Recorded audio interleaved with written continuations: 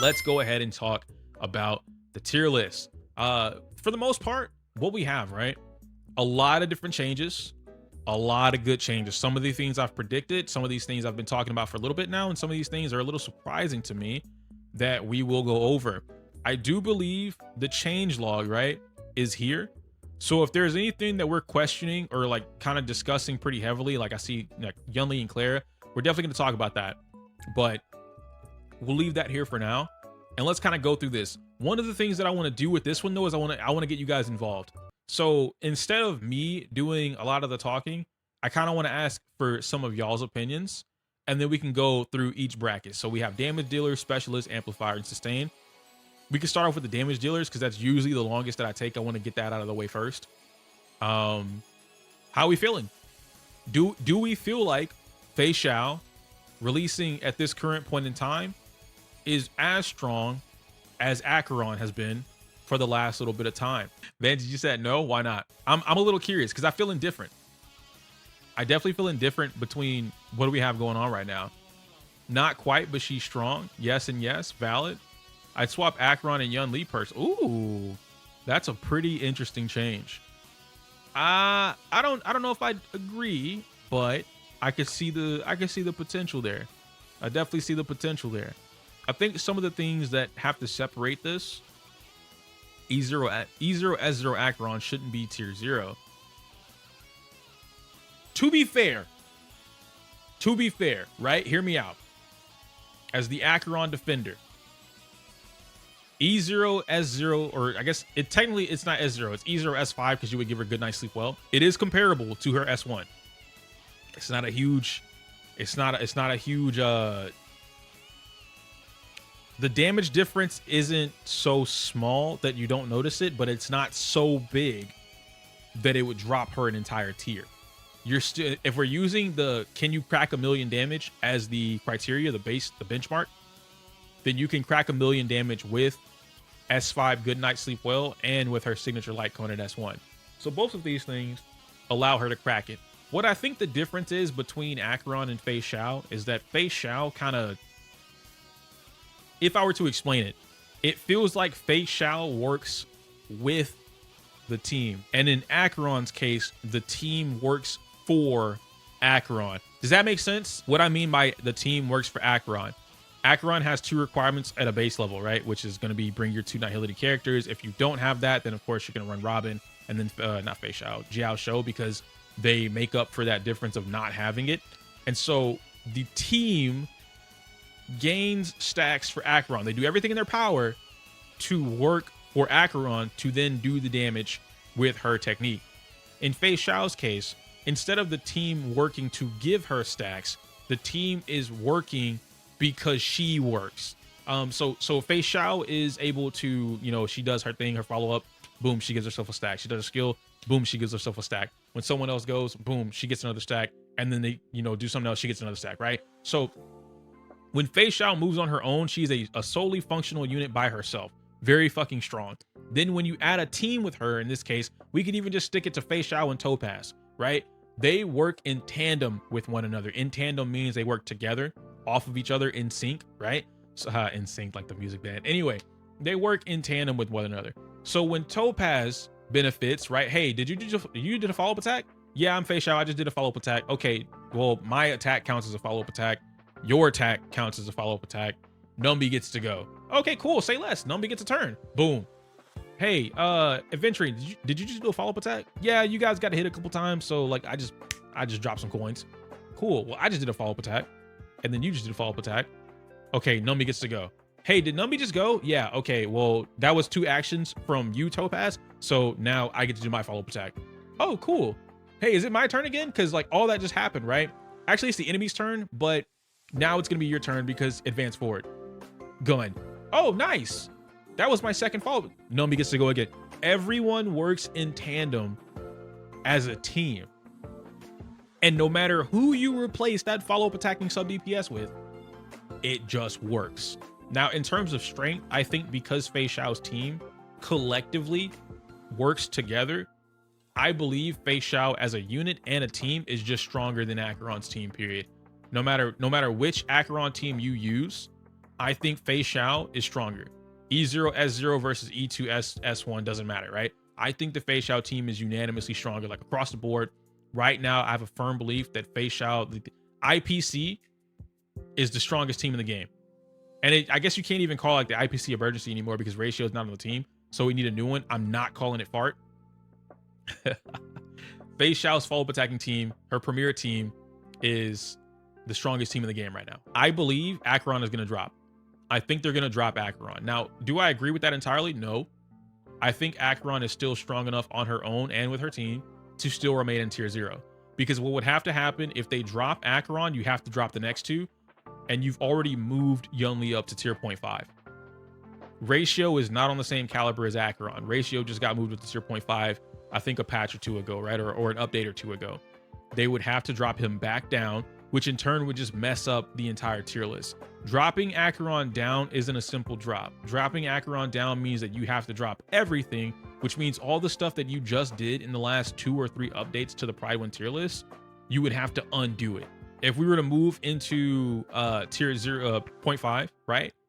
Ratio and Yunli, I think this is appropriate. I do think this is appropriate. I think Yunli, and I've said this since she came out, Yunli is a character that if you understand how to play the game, or rather you just like play manually, this character is fucking bonkers. She does things that other characters just don't do, right? The double counter, which is similar to, you know, our Genji has the double ult, but you stack it, right? Like you're building an ult to use one ult and you just need the energy cost of 2 ults. It's a lot. Yunli in this case has 2 fully charged ultimates almost at all times. She builds meter like crazy, especially when you have her on the right team, or just Team Yoon in the first place, right? You always have an ultimate. So there's no reason for you to not be able to crack somebody for like 500k from her counter, right? Her full counter. It's ridiculous. So Yunli as a whole, I think is deserving of a 0.5 tier. Now, Dr. Ratio. Ratio is a character that has progressed through the test of time. Ratio is just damage, and he's damn good at doing it. He is damn good at doing it. The difference between Ratio and a couple other characters is his requirement, similar to Acheron. Hey man, I need some debuffs.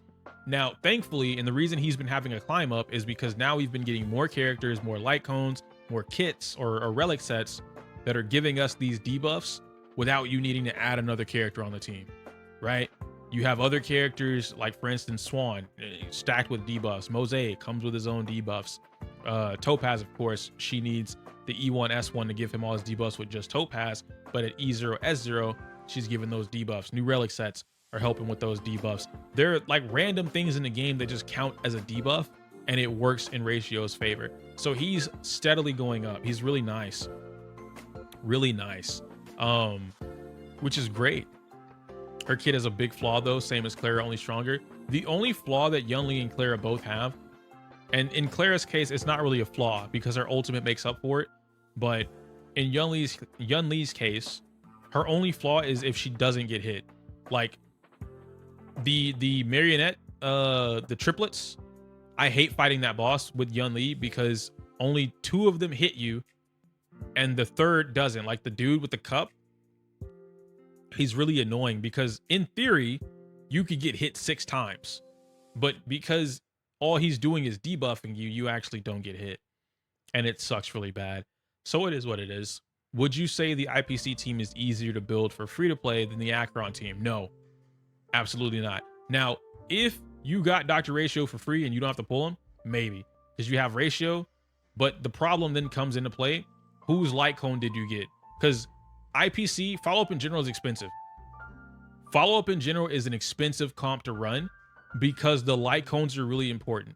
The reason light cones are important in the follow-up team is because, like, in Acheron's case, right? You can get away with Acheron, Pela, Silver, Acheron, Pela, Gwenithan, Acheron, Pela, Sparkle, I guess, or Robin, and then Gallagher. Yeah? Or Venturine, whoever. They don't share light cones, so you're fine. But when you look at the IPC team, so we take the original IPC team, Ratio, Topaz, Venturine, and Robin. Robin, you can get away with no signature light cone. Aventurine, you can kind of get away with no Citrus Light Cone, but now you have to depend on him getting hit with something like the preservation, something trends of preservation or trends of whatever the light cone is, something like that. The one that burns you. You have to depend on him getting that so he can get his debuff or his ultimate, right? That's the only way he's going to apply debuffs after that, which doesn't help you in the case of Ratio. It's not consistent. Topaz, what are you going to give her? Sword play? Well, sword play is not going to give the debuff. So now you're only going to have that extra debuff when she attacks and whenever she pops her ultimate, which I think it only gives the Bonanza state. So it doesn't even give you the debuff. And then Ratio, where's Ratio getting that debuff from? His technique, his skill, his ult. So it's expensive to run this team as free to play because not so much because of the light cones, but because of how you have to play it. As a paid for player, you get away with this stuff and now you don't need it, right? I don't have to worry about whether or not I have ultimate up with Ratio or not. E1S1, I'm done. And that's your investment. I don't have to worry about this with Aventurine. I have S1. I can build him however I want to. I have S1. I'm good. Ratio, I have his signature light cone. I don't have to worry about giving him Aventurine signature light cone now, right? I'm good. And again, Robin doesn't really need her stuff, so it's fine. If we were to jump into tier 1, I think this shocked a lot of people. Clara jumping up. Now I can tell you why. I don't even have to read why Clara's jumping up. I know the exact reason why. Even though it's okay, I'm not gonna lie to you, bro. This reason in here, I'm not gonna read it. This reason in here might be different than what I'm about to say, but I'm gonna say it. Now, let me close it so I don't read it, right? The real reason Clara is jumping up to tier 1 is because Yunli jumped up to 0.5. I don't think they fully understand or grasp the difference in strength between Yunli and Clara. Now, I think Clara is super strong. I've been saying Clara is a very good character for a while because of the counter playstyle, but I think Yunli is bringing the counter playstyle into a lot more light. It's showing you that it's strong, right? If you know how to play the team, it's a very strong comp to play. But I don't think they're doing the same thing inherently. Yunli, I can control my counter. Now, like I said, Clara's counter, her ult, you get all that damage or a lot of damage from using her ult. So they're not so far off that they should be like, you know, Clara's in tier 1.5 or something like that, and then Yunli's in tier 0.5. I don't think it's that far off. But I don't think that Clara is tier 1 on the same level as Dill Pickle and Jing Liu, and stronger than I was about to say Himiko, stronger than Zila. This is kind of where I don't see Clara being. Now, I could get away with Clara being in tier 1.5, to be honest. I think that's fair. But it's a little different, like I said, because inherently the damage is just, it's that much different. If Clara is hitting for 200k, Yunli is hitting for 400k. That's the better way that I could put that. And so I think that much of a damage difference, they are different. Because Dill Pickle, on average, E0 Dill Pickle, E0 S0 is hitting for like, I don't know, 170, maybe 200 on a really good day. Jing Liu is hitting for anywhere between like 120, maybe 200. Like, it's a really big gap because it depends on like how much attack you have, how much crit damage you have, who's the buffer. It's a little harder. And that's why she's on the watch list, is because when she's fighting, and I guess I can't even say that now, all of them are getting to a point where now we can start looking at, hey, are the 1.0 characters finally being, you guys know I don't like the term power crept, but rotated out. If you want to use power creep, I won't argue against it, right? Like I'm done arguing against that, but they are finally being rotated out because you cannot update their kit. The only way for them to improve is by giving them new characters. And I said the same thing about this in the actual power creep video. If you were to indirectly buff these characters, Dill Pickle, Jing Liu, you give them anything that's indirect, which means indirect means it is not a dedicated support or character or relic for them and only them.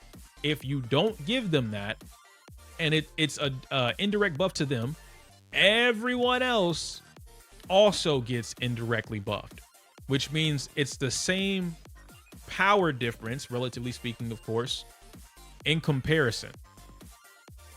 So Jing Liu is on that watch list. Now, what she needs, you need these 1, 2, 3.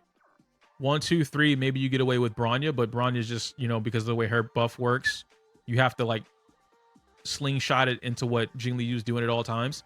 1, 2, 3. E1 Robin, you're good. E2 Sparkle, you're great. E2 Mei, you're good. Like E2 Mei and then E0 Sparkle or E0 Bronya, you're good. It makes up for it, right? She needs a lot more right now from her supports to help her keep up with the tier 0.5, not the tier 0s, the tier 0.5 characters.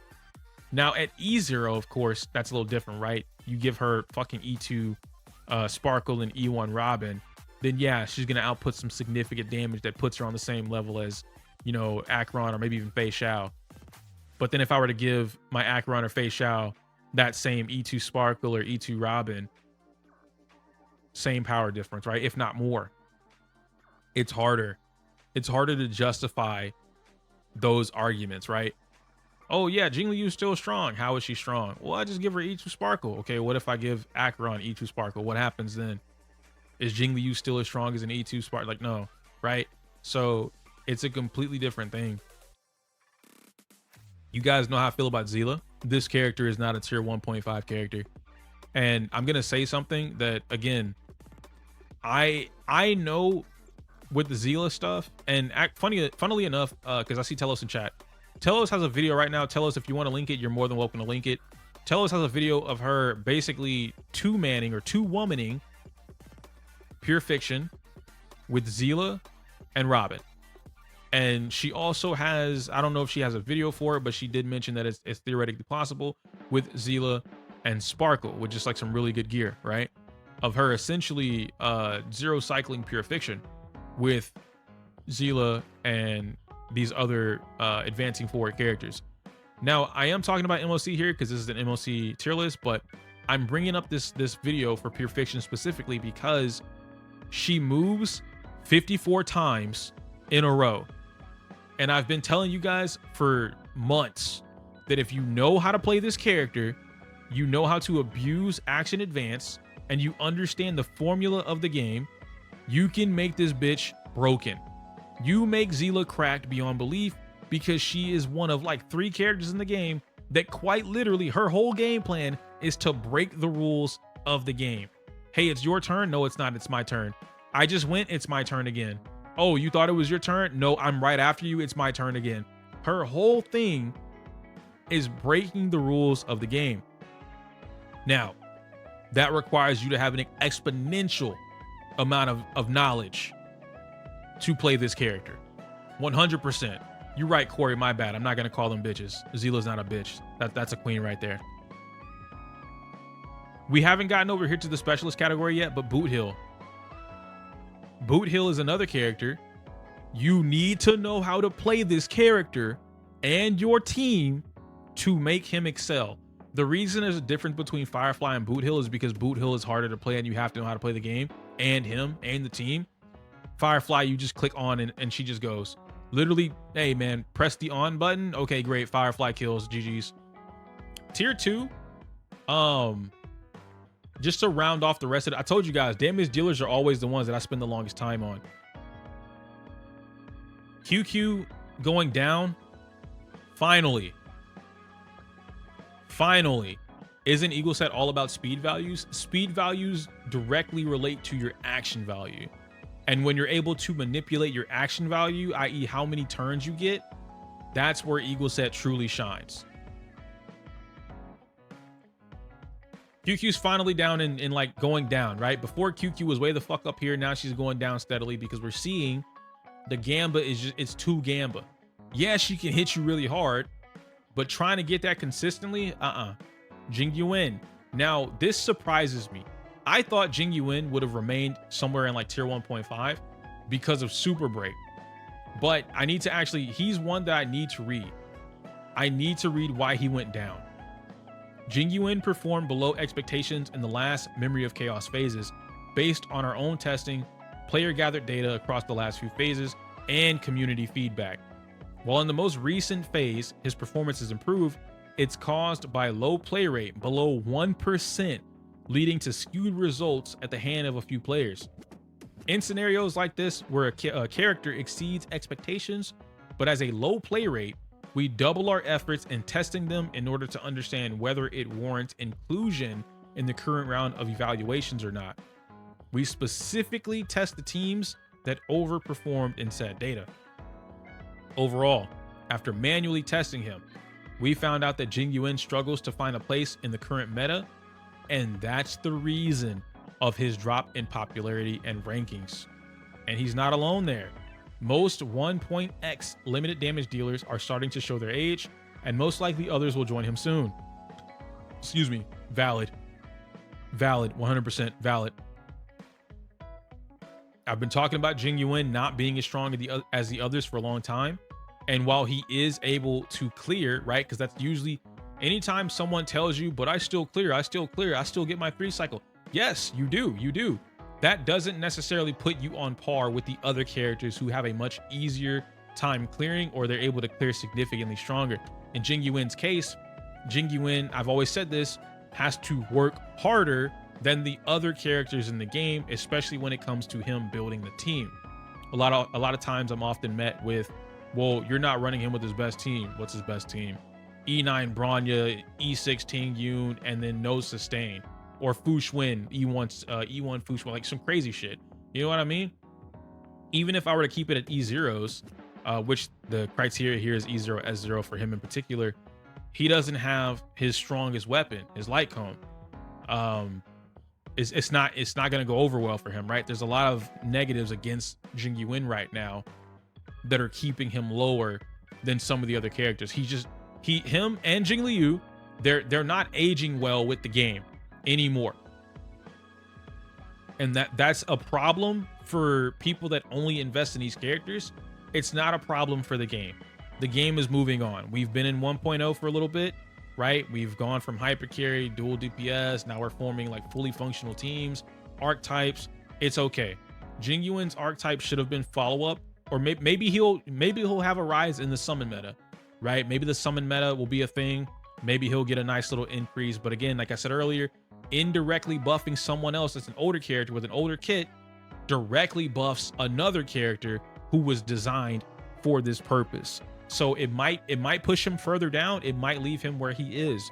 Jingyuin needs a rework overall. His character kit just needs a full rework. Like on paper, his kit should be one of the strongest from the 1.0 base, but he needs a full rework. Lastly, we have Argenti, which is the niche characters, and I'm not going to talk about everyone else down here. Serval definitely went down. Once Super Break got here, she just dropped. Misha, I think Misha's niche, but I don't think Misha's a tier 4 character. From the things that I've seen about this character, and to be fair, maybe it's just really low usage rate, similar to what they said with Jingyuin. But the things that I've seen with Misha are like, I could probably say the same things about stuff that I've seen with Jingyuin, right? Or like even Blade. It's like the players that know how to use this character, he's very strong. He's very strong. So I could easily see him being higher. But again, maybe this is because low usage rate. I don't want to spend too much more time in the damage dealer section, so we won't talk about that. And then poor Yang Ching, bro. That boy is down. I've never been a faithful believer in Argenti, so I don't think I'm the one to talk about Argenti. Someone else can. If we were to move to the specialist tier, which I do believe we should just cut this tier out entirely or change it, because Firefly's a damage dealer, Boot Hill's a damage dealer, Kafka is a damage dealer, but she works as whatever. Luca's a damage dealer, Shui's a damage dealer, Sushong's a damage dealer. I think this category should be changed to like sub DPS. I think it's time. I think we can change specialist to sub DPS, because specialist, while I'm not super confused about it, I do know that a lot of the community has expressed their interest or disinterest in this particular title because it gets confusing for them. They always ask the same question: what the fuck is a specialist? And I laugh a lot. You know what I mean? So when we talk about Firefly, Firefly is just easy ass damage. You don't have to think. You don't got to do anything crazy. She's super easy to build. She doesn't need her signature light cone. She is quite literally one of the best free-to-play characters to pick up in any account. Easy, especially because you get HMC for free. You have Gallagher, you get it for free. That's 3 of your characters right there. You find you a Robin, you're done. You don't need anything else. She's up here because easy as fuck. It's not because she's better than Feixiao or better than Boot Hill or better than Act. No, she is up here because she is the easiest. Press button, turn on, walk off and go cut the grass. She will clear, right? That's why she's up here. She's too easy. So being significantly easier to do anything with in the game, you got it. Firefly without HMC is not a unit. It doesn't matter. That's one of the things that I had to let go of early on when I used to make tier lists for like 1.2 and 1.3. I would always like say the same shit about Jing Yuan. Jing Yuan with Ting Yun, he's nothing without Ting Yun, right? It doesn't matter. If that's what he needs, then that's what he needs. And you have to base him off of that because that's the ideal scenario that you're playing that character in. If my ideal scenario that I'm playing Firefly in is with HMC, who's free, by the way, it doesn't matter. No. It can't matter a lot when it comes to the tier placement of a character, especially when this pairing is free. These two are free. You don't need Ron May for, or not Acheron. You don't need Ron May for Firefly to do what she does. You don't need that. You can use Asta and Firefly will still press button, turn on. You can do that. Now, is it as strong? No. But it's again, the point of her being up here is not her strength purely. It's how easy of access she has to the high damage she has. This is why she's here. You don't, but you lose 40% of damage. So hear me out, right? Mr. Is it Mr. Kai? Let me see that. Mr. YK, Mystery K, right? Losing 40% of your damage, right? But I still clear faster than you. I still outperform you as a team. Damage performance, I still outperform you by not doing any work. Let that sink in.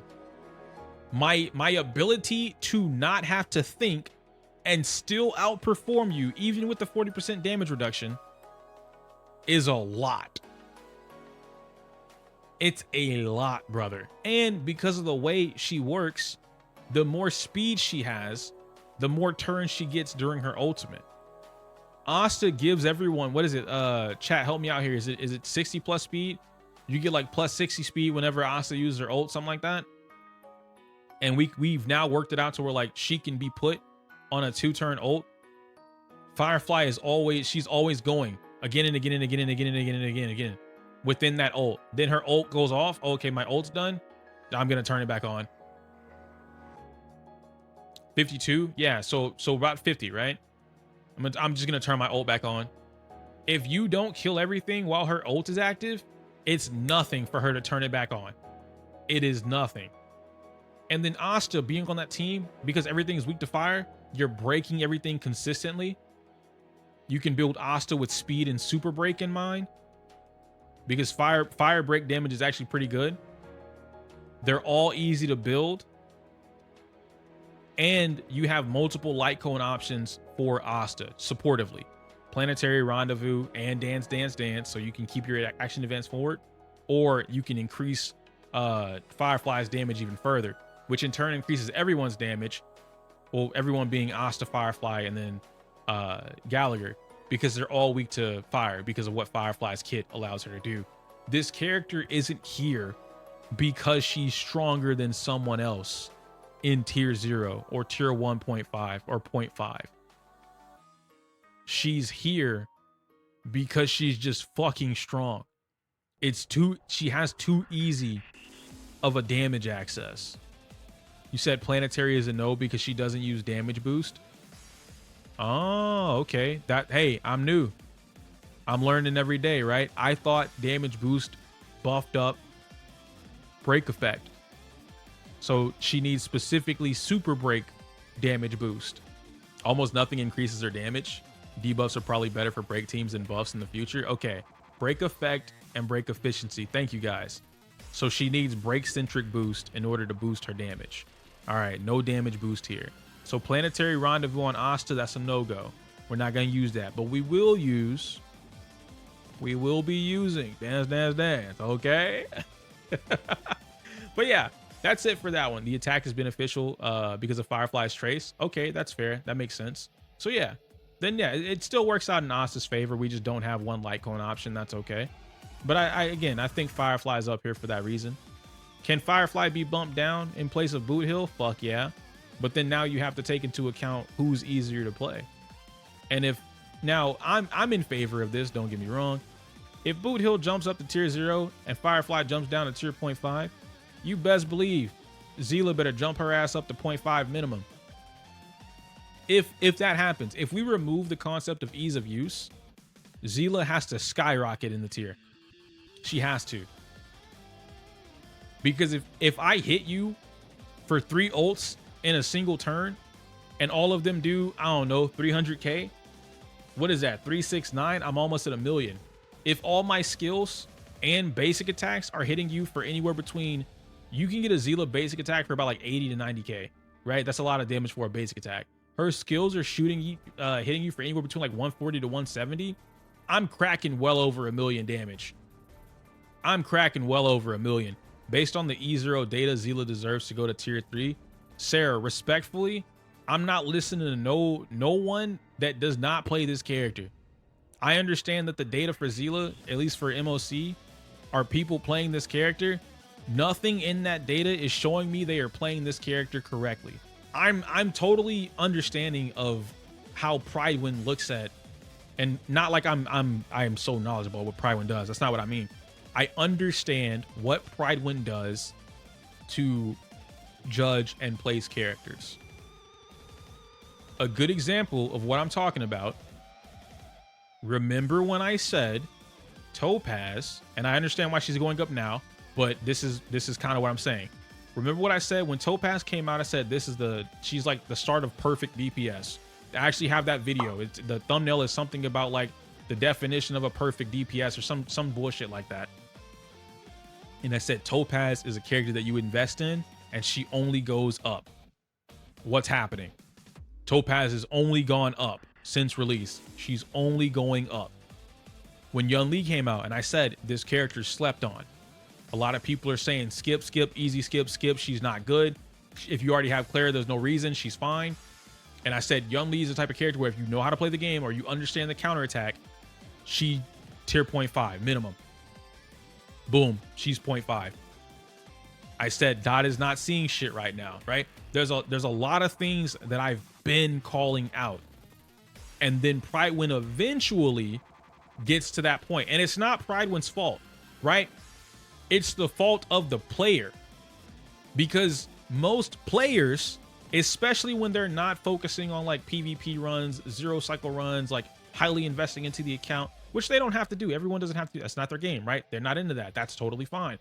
It skews the data for what a character's potential is and whether or not they can reach that potential given the current game standards. So when you have players who at that time did not pull Topaz and instead, right? Because Sarah, you were a firm believer of this. I think you still are. A lot of people are, to be fair. Ratio's best team is like hyper carry Ratio, no Topaz. So something like with Pela on the team, and then Ting Yun or whatever, or Robin and Pela, or Robin and Ting Yun and Ratio, something like that, right? Right. Whereas I'm of the firm belief, slap a Topaz on and you're done. Because that's what I'm into. You know what I mean? And the proof is in the pudding. I've never played the IPC emergency team and failed. I've never gotten anything less than a 1 cycle, regardless of E0, S0s, with the IPC emergency team. And it doesn't mean that this one is better or worse than the other. You could even say they're equal. But in terms of team performance, there's no issues. It clears. And now you have Topaz jumping up. And Topaz is doing wonders, right? Everyone wants a Topaz now. All these people are claiming, when's Topaz's rerun, bro? I can't wait to get S1. Yo, is Topaz coming back? I know I just missed her, but can I get E1? Everybody wants Topaz now. If we were to round off the rest of like the meta characters, these two went down because Dot just doesn't have any support right now. That doesn't necessarily mean they need a support character, but if you notice, Dot doesn't, they're not getting all these crazy things that everyone else is, right? Like Jiao Shou, yeah, he works for Dot, but he really for Acheron if we're keeping it a buck.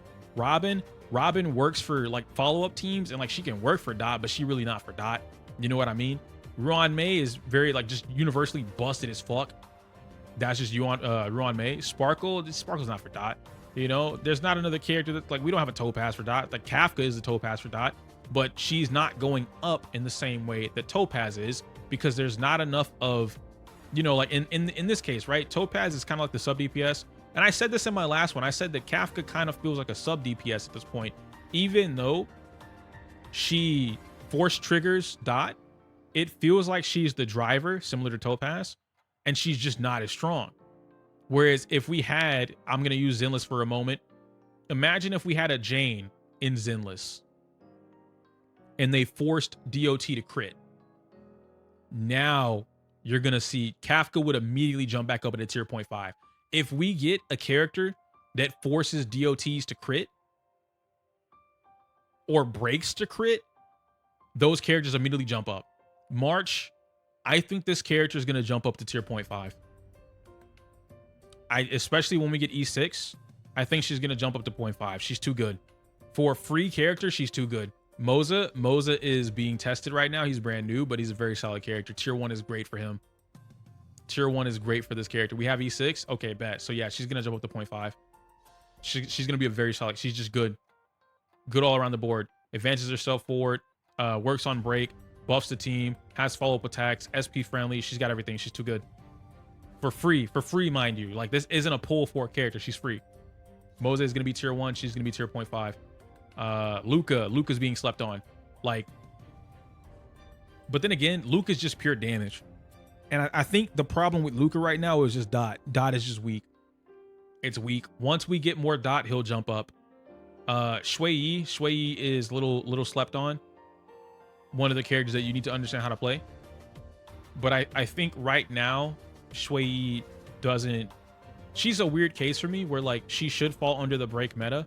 I don't think she wants to be under the break meta, if that makes sense. I thought of an idea above Dot, and that is that Dot can deal toughness damage that would allow more breaks and more Dot procs. That'd be pretty interesting. That could be pretty interesting. Yeah, for sure. Lastly, we have our niche characters in this category. We've already talked about Jade a little bit, right? Which, to be fair, Jade is also slept on. I know a lot of people are saying like E1 is the key, like you need E1. I think the problem is the piloting, the team piloting. Most players, from what I've understood, have been trying to play Jade as the main DPS character, which you shouldn't do. And then when they play her as a sub DPS character, they're not piloting the team correctly. And this is just from what I've seen, right? Things could be different somewhere else. It's just from the people that I've seen playing Jade. Sampo being in tier 3, that's okay. He could probably go up to tier 2 because of the whole Swan stuff. He's very solid with Swan. Well, there's not enough people playing Welt. That's really all it is. Sushong, not enough people playing, and she slept on. Fire MC, that shield is ass. If we speed run Amplifier, we go through Amplifier real quick. Honestly, do we need to talk about Robin at this point? Robin being tier 0, I think, is valid. 100%. I think Robin being tier 0 is like 100% valid. Absolutely. Ruan Mei being up here with her as well. Like, this one is your universal busted as fuck tier.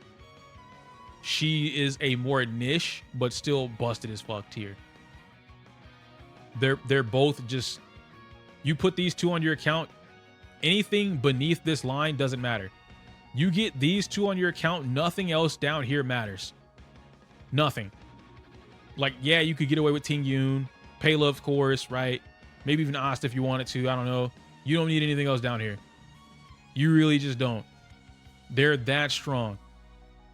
Now, in Sparkle's case, Sparkle jumping, or not jumping, but being and remaining in 0.5, I think Sparkle is too good of a Harmony unit to drop down, but she's too niche of a Harmony unit to stand out. I know a lot of people think Sparkle is super universal because of like, oh, she gives you skill points. Most of us that play the game don't run out of skill points. Dill Pickle teams also have found a way to play this character without running out of skill points, but you know, because you use so many, him and Sparkle work very well together, which means like that's their team. Then you also have QQ, that's their team. Then you have Zila with the Monoquantum, that's their team. So Sparkle is one of those characters, it's a little too niche to make her stand out, but like I said, just, you know, not broken enough. Hypercarry meta will come back for sure. I doubt. I genuinely doubt it's coming back. I think we'll get units that perform very good in Hypercarry. I don't think the meta as a whole is going to shift back into Hypercarry. There are too many. Follow-up is the strongest thing in the game right now. Break is probably the second strongest thing in the game right now because it's just fucking dumb. It's easy. Then you have Acheron, which is like a specialized form of Hypercarry / stack building. You're not getting there. I don't think Feixiao's not technically Hypercarry though. Like, cause I don't know, dude. Like, no matter how you build that team, you would have to purposely not have another follow-up attacker on the team for her to be Hypercarry. Topaz is her own unit and a sub DPS. March is her own unit, a buffer and a sub DPS, similar to Topaz. Moze just, I don't know what the fuck he does. He just disappears from the field and just does damage whenever he wants. So I guess technically, Mose leaves Feixiao by herself when he's on the field, and then he comes out when he needs to help her or like protect her, right? So I guess that could be a thing. Jade is a sub. Jade might be the similar to Mose, right? I'm just gonna be here when you need me to do one big giga hit. Yeah, maybe that works out. Hypercarry Fei works. She builds her own stacks. I'm not saying that Hypercarry Feixiao doesn't work. I'm saying that Hypercarry Feixiao is not the meta compared to her team, her follow-up attack team being the meta, right? When we think of Feixiao, when we talk about Feixiao and why she's busted, and you say like, yo, are you running Feixiao? Your first thought is not, hey, are you running Feixiao with Robin and Bronya and Sparkle? Like, nah, your first thought is, yo, you're running Feixiao with Topaz, March, or Mose. Which follow-up attacking sub DPS are you running with this character? That's your first thought. HMC being in 0.5, valid. Right now, HMC is super break. And Feixiao plus Ting Yun OP. Oh my gosh.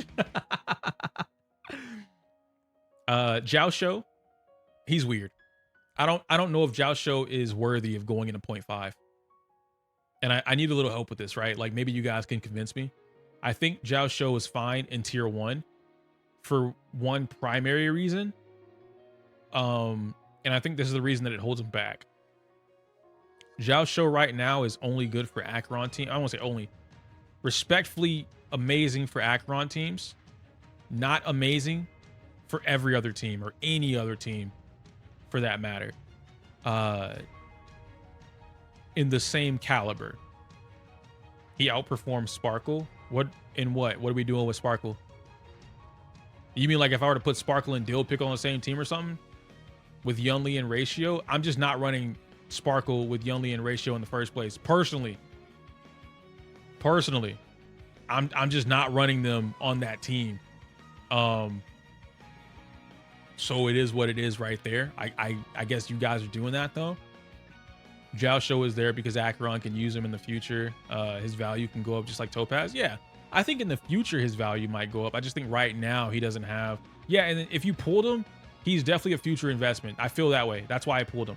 I knew that character was going to be strong for Acheron now, future investment. But like, I don't feel like he deserves 0.5 yet. And I can't really imagine him going up to 0.5 until we get something else that takes full advantage of him. Now, him and Yunli, I do agree with that. But is that enough to put him in 0.5? Because HMC is there because she carries an entire like archetype. It honestly depends because Jiao Shou has the potential to become a lot better. Because if we get into a debuff meta, excuse me, however they do, whether we get enemies that cleanse buffs or something, yeah, I could see that. Yae Sakura will be hot. I want Yae Sakura to come out, and I want her to be. I don't know. I don't want another support Yae. I kind of want like a sub DPS Yae, like another something like a Topaz. Like, what if Yae comes out and she's like a summoner version of Topaz? That'd be hot. The second best dot team at E0 is Swan, Sampo, and Zhao Shou. The first is Kafka, Swan, and Robin. That's pretty solid. It's just that he isn't as good as Robin. I mean, yeah, but Robin's way up here. So if the argument is that Zhao Shou should be in 0.5 because, you know, he helps Dot and Yun Li and, excuse me, and Acheron, which those are definitely valid arguments. I feel like Yun Li, Acheron are already up here. Why not bring Dot up here? At least Swan. I think at this point Swan is better than Kafka universally. I don't think Kafka has enough to take advantage of right now, and I think Swan has more use than Kafka. So if we were gonna bring anybody up to 0.5, it definitely could be Swan, and then you could bring Zhao Shou up there. But then I just don't see him doing that. Wherever Robin goes, Ting Yun is there. I don't think Ting Yun is tier 0, but I do think this character is probably tier 5, tier 0.5. I think Ting Yun is just dumb. What she does to over 60% of the roster is really is too good to pass up. It's too good to pass up. Now Bronya being 1.5, again, I don't like SP unfriendly. This character is not SP unfriendly. She gives herself a skill point, and she doesn't. The thing about Bronya is that while giving herself a skill point, she's also not sacrificing a turn. You know, like, because she's gonna be in the same cycle at the end of it anyway, or even give herself an extra turn. I don't think this is entirely true. No, she doesn't. Not at E0, S0. A few minutes later. After using basic attack, Bronya's next action will be advanced forward by 15%. That's not an Eidolon. That's just in her kit. So like, just basically all I'm saying is SP unfriendly is a tag when you don't understand action values or like what you're doing, which is okay. Everyone doesn't play the game for that. Everyone does not play the game for that. So it's completely fine for that particular thing to happen. But that's not entirely true, given the fact that if I press this button and I shoot a bullet, I get to advance myself forward by 30%. That is a lot. Then you include the fact that you might be running Windset, you might have Dance Dance Dance, you might be running anything higher than like 148 speed. That 30% advance forward for just clicking this button is a lot. That can make or break whether or not you pull your DPS character back into the cycle at the end of the cycle and give them enough energy to get their ult at the very end. If you don't know how to play this character, she is SP unfriendly. And so when a lot of players similar to Sparkle, when all you do is, hey man, just click skill. And there are a bunch of creators and whoever else, other players really, that only promote click skill. Basic attack does not exist in her kit. Just click skill. When you see them zero cycle, guess what Bronya does? Click skill, advance forward. Something, something, something, Bellabarg March. Crush their balls. Like that. That's what they do. And it's okay, right? Like, it doesn't have to be for everybody. Silver getting bumped down makes sense. She's constantly getting bumped down and up, but I think now with Swan, with Pela, with Zhao Shou, Sparkle, Robin, Mei, and Ting Yun for some teams, and Topaz to a degree, I think that Silver's, her value at E0 is dropping. Now at E2, she's going to jump up. She's jumping up. But at E0, I think it's dropping. Or she's down here, right? Which is okay. Gwenhyfen and Asta, I think they're going to drop Gwenhyfen. I'm going to keep it a buck. I think they're going to drop Gwenhyfen. I think Asta is staying in tier 2 because she's still good, especially for free characters. I think they're going to drop Gwenhyfen. I don't think she's going to stay where she is. 1, because usage rate, and 2, because just play. People aren't going to play her. Tuning's annoying as hell, though. If I make my Bronya faster, I got to make my Silver Wolf faster on an Acheron team. Then it's like speed. I am speed. See, you don't actually have to make her faster, CB. You just have to learn when to use your basic attack and when to double skill. It, like, that basic attack having the advance forward, I promise you, even on Zila, I don't know how to explain it, but it fixes itself, if that makes sense. Like, if you're too fast or too slow, the self buff to your own AV kind of fixes itself depending on what you're playing on the team. Last up, we have the niche characters. Hanya. I have a newfound respect for Hanya after the tournament. This character slept on. Yukong. I was forced to play Yukong also in a PvP tournament a while ago. This is one of the best buffers in the game. But she is quite literally, I want to say #1 hardest characters to pilot. She might be the hardest character in the game to pilot. Because you need speed tuning. You need, doesn't she advance herself forward as well, if I'm not mistaken, with her arrow or some bullshit like that? Okay, no, I guess not. I thought she advanced herself forward, but I don't believe she does. Yukong too hard. Yeah, Yukong is really hard. She gives speed. That's what it is. Okay, so she gives speed. Yeah, at start of battle, increase the speed of all items by 10 turns or 10% for 2 turns. Yep. Yeah. Yeah, Yukong's tough, man. So like, you gotta speed tune everyone. Not even just her like their normal speed. You have to speed tune them around this, and then that 10% going away. Because so for 2 turns, you can get a lot done in 2 turns, right? Which means this could be your moment to shine, or like wasted opportunity. So it's a little more difficult, but it is what it is. Finally, we get to sustain. Honestly, I feel like I don't have to talk about this. Hue going up with Aventurine. She deserves it. We've been talking about this for a bit now. I think a few of us other creators have been talking about this. I know for a fact Rihu and Smack have been the 2 biggest Ho-Oh believers. They have been pushing the fuck out of this character to be tier 0. And she's finally here. This is deserved. Fu Xuan and Gallagher being in 0.5.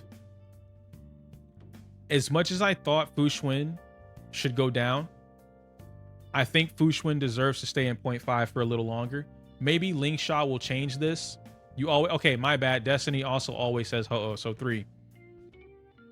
I think Fu Xuan deserves to stay here in 0.5 for a little longer, because right now, especially, even if you don't have Aventurine, who's like the premier sustain for follow-ups, Ho-Oh for the premier sustains for people that want energy, things like that. Fu Xuan provides damage mitigation, which is very strong against most bosses. Only some of the bosses crack her down, like the bug boss, the beetle. And she also provides, at max, I believe it's 12% crit rate, but I like to even it out at 10%. Which means if you have 88% crit rate, you now have 100% with Fu Xuan on the team, just for having her matrix up. That drastically changes the outcome of a lot of games. Topaz with 88% or 80% even, you get that extra 10%, 90%, you're there. 100%, you're there. Acheron, you need a little bit more, you don't have E1, you get that extra 10%, you're there. Feixiao, let's say you don't have Aventurine yet, you get that extra 10%, you're there, right? And Feixiao wants 100% crit rate. There are a lot of characters coming out now, they want 100% crit rate over an absurd amount of crit damage. Yun Li, ratio, they want 100% crit rate. Jing Liu gives herself 100% crit rate, so it's fine. Clara wants 100% crit rate. Imagine 50 missiles hitting your opponent and only one of them crits because you had 95% crit rate. Myzela, no, you're right, 100%. Compound, Myzela has about 87% crit rate on average, something like that. And I promise you, when she misses, I alt F4. If she misses a crit and I needed her to crit, I will alt F4. I will restart the challenge. It's that bad, especially on hunt characters where they have one big hit. And if you miss that one big hit, it's over. Pack it up. How many times do you guys have Ratio throw his chalk, his ultimate chalk, and he misses the crit? Instead of seeing like 150,000 or 200,000, you see 12K. That chalk hit for 12K. Boy, I tell you, I'll be mad as hell. We saw it in the tournament. We saw it happen in the tournament, bro. in a PvP tournament from one of the more recent ones that we did with Tamias Cup, bro, that ratio missed that crit, man. I would have punched my screen. Why do I alt F4? Because okay, so you know how you rage quit, right? Now on PlayStation, what people do, they're so good at this, they'll press home button over, you know, up, down, X, and they're out of there. You know what I mean? Alt F4 on the PC is the quickest way to rage quit anything. I don't want to deal with it. Alt F4. You're playing Valorant and you don't want to play that team no more. Like they're pissing you off, bro. Take the penalty when you log back in. Take the 10-minute penalty. Alt F4. Fuck it. You're playing Fortnite and your teammate's dumb. Alt F4. Fuck it. You're playing Street Fighter, Guilty Gear, and you don't want to deal with getting grabbed all day. Alt F4. Fuck it. Now I don't promote rage quitting, even though I just did that. I'm only letting you guys know. If you want the fastest way to get out of something that just is some bullshit, you don't want to deal with it, Alt F4. It's about sending a message. Exactly. I don't promote it, but it's about sending a message. Now, yeah, sometimes you got to ejectocito. We can go into Locha. Locha's pretty static for the most part. Locha's explained like this. If you have Luocha, you're chilling. If you don't have Luocha, don't worry about pulling them. It's that simple. You know, if you have, same thing with Fu Xuan. If you don't have Fu Xuan, don't worry about pulling her. But if you have Fu Xuan, go ahead and pull her. I mean, you're good. That's not what I'm saying. I meant you're good. You're good. These are the two sustains that you want to pull when Linksha comes out. Right now, from what I've seen on Linksha's kit, because she's in the game right now, I think Linksha slept on. I think like there's some buzz around this character and she's solid. I don't think people understand how strong a character like that can be. And so there's no, I don't think she's going to be like in the middle. You know what I mean? Like she's not going to be tier 1 in the middle. It's either here or bust kind of thing. Her E1's nasty work. Yeah, it is. It is. Finally, we get into, I'm not gonna lie to you, dude. I said this the last two patches. My girl Bailu's down here in tier 3. That's unfortunate. Lynx is not better than Japard and Bailu. And let me explain that, right? Just to finish it off. Lynx, you will die. Lynx is amazing for characters like Blade and Yun Li because they want to get hit. Anyone else, Lynx will die. Because in order for her to heal you, you have to get targeted. She gives you aggro. You're gonna die. You don't die with Japard. If you die with Japard, you just don't build. You didn't build that Japard correctly. Bailu, you will die because CC, but then she'll res you. These three are in the same tier. They are not. These Lynx, Bailu, and Japard are not separated by a tier. Each of them being a complete tier different. Fuck no. These are all the same character, or not the same character, but all in the same tier. What's up, mamas? How you doing? They're all in the same tier. They are not. You know, Lynx is not so much stronger as a sustain than Japard. Japard is not so much stronger as a sustain than Bailu. And Bailu is not so much weaker that she deserves to be 2 tiers beneath Lynx. And then, of course, we have March and Natasha. They're just kind of here.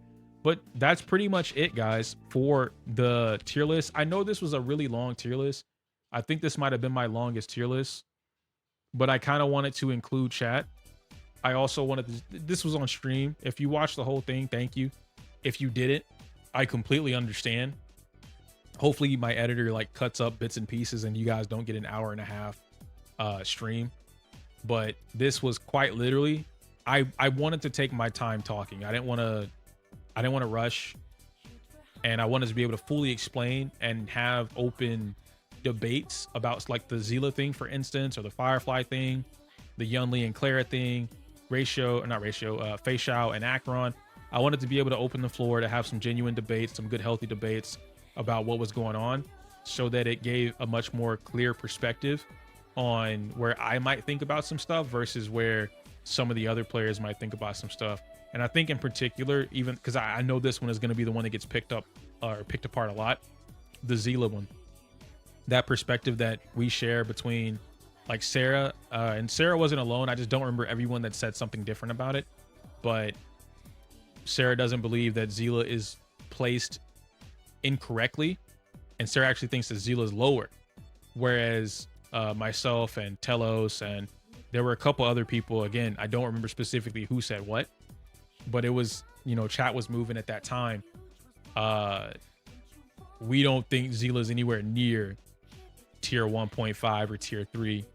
So I think conversations like that are worth having, especially when you have like-minded people that invest as much into the game as far as like learning what can or can't happen, and then just watching it, right? Like I like watching crazy ass runs with Starro, but it is what it is. Anyhow, I'm out of here.